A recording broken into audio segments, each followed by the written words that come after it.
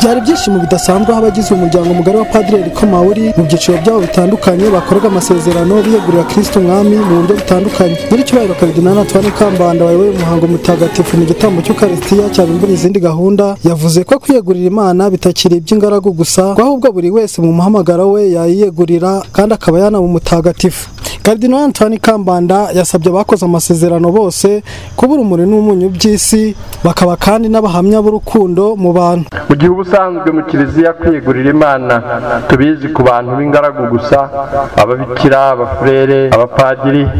Uyu muryango utwereka ko kwiyegurira Imana gushobora no gukorwa n'abashakanye. Dufite ingo zisenyuka kubera ubuhemu cyangwa abapfakazi binanira kwihangana cyangwa se bashukwa.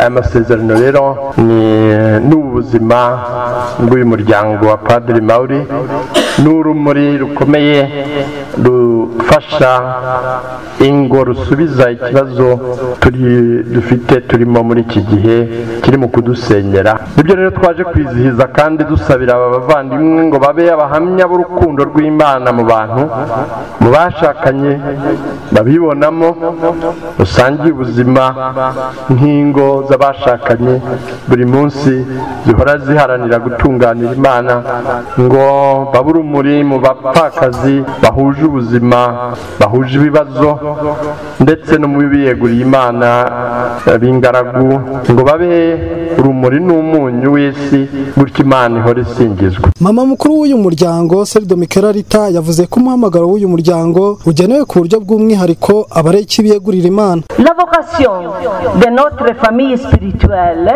umuhamagaro w'umuryango wacu ugenewe ku buryo bw'umwihariko abareki biyegurira Imana, ni ukuvuga abantu babatijwe bakakira urumuri, abigishwa bicisha bugufi kandi bafite imbaraga, babaho bitagatifuza, bakifuza gusubiza byimazeyo urukundo rwa Kristo wabakunze kandi akabatora.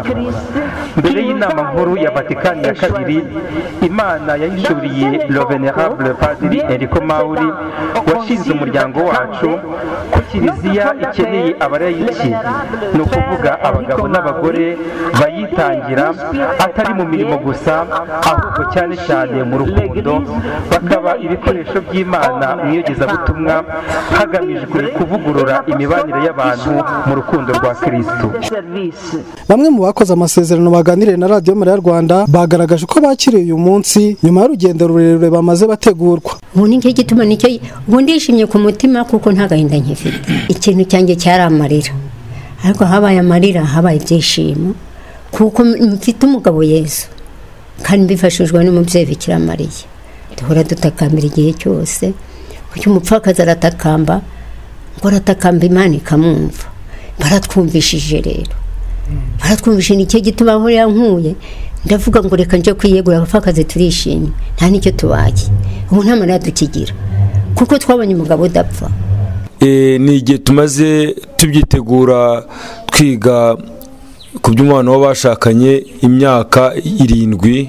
Twateye intambwe zishoboka kugira ngo tugere kuri kino gikorwa, ariko nizera ko ubutumwa duhawe uyu munsi tugomba kugeza ku baturanyi bacu, kugeza ku bavandimwe bacu, twarize.